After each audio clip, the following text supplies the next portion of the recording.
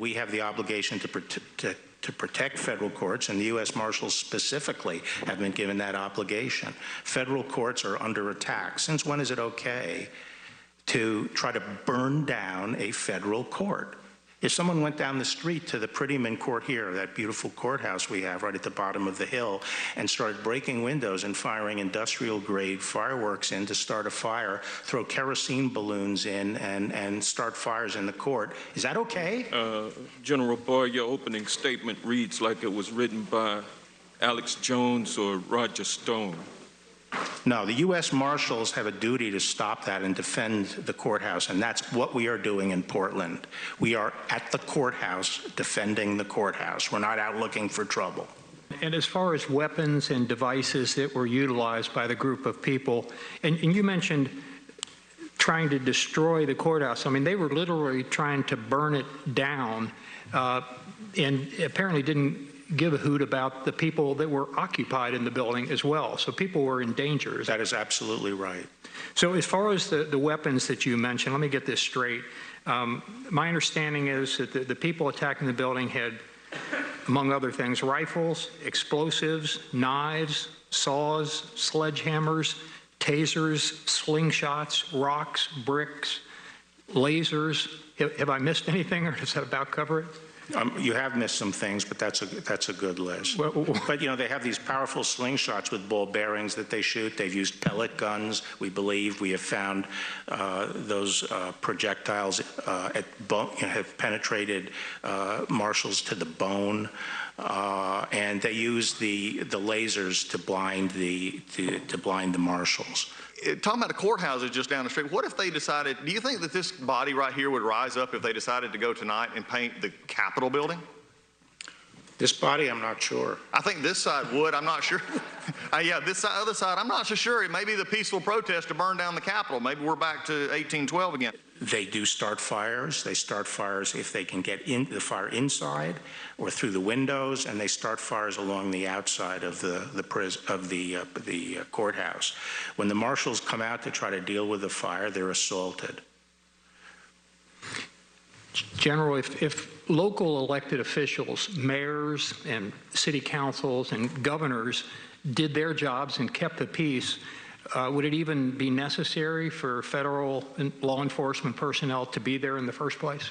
No, and that's exactly the point. Look around the country. Even where there are these kinds of riots occurring, we haven't had to put in the kind of reinforcements that we have in Portland, because the state and local law enforcement does their job and won't allow rioters to come and just physically assault the courthouse. In Portland, that's not the case.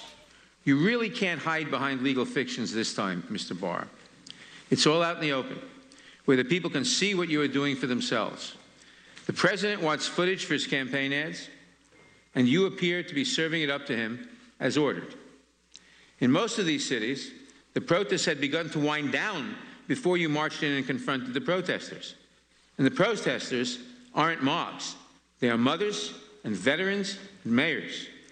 In this moment, real leadership would entail de-escalation, collaboration, and looking for ways to peaceably resolve our differences.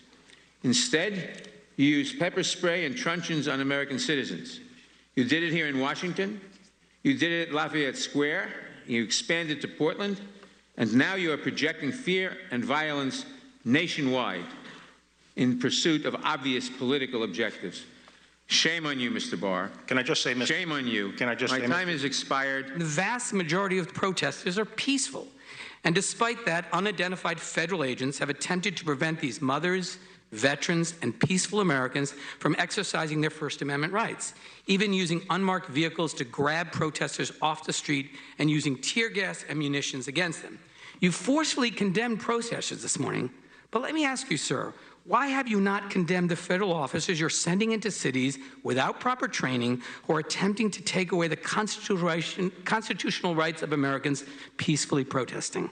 I haven't condemned protesters. Protesters are good. Demonstrations are good. They're part of the First Amendment. So let me ask you, what I'm condemning is people who commit crime. One of America's most beloved and effective protesters, John Lewis, lies in state 1,000 feet from here in a deserved place of honor. And, sir, your failure to respect the role of peaceful protest in this country is a disgrace, it's un-American, and it's important to remember what these protests are about. Black Lives Matter. You seem to have a difficult time understanding systemic racism and institutional racism that has plagued so many.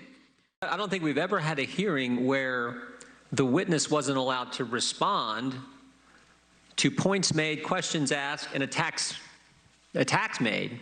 Not just in this hearing, not just in this committee, but every committee I've been on. So particularly when you think about the fact we got the Attorney General of the United States here. Gentleman does not have the time.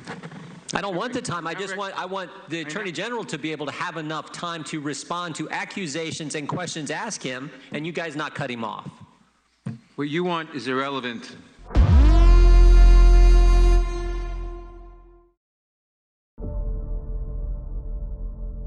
As men age, they may often experience a loss in vitality, energy, and overall wellness. That's why we made one of our most popular formulas to date. Super Male Vitality is specifically designed to assist the body in regulating proper balance to create superior vitality in males.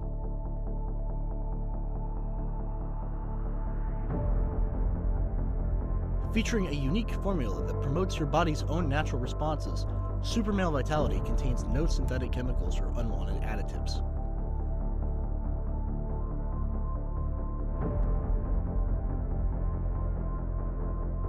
It's no secret that Super Male Vitality is one of our best-selling formulas. See why at InfoWarsStore.com today.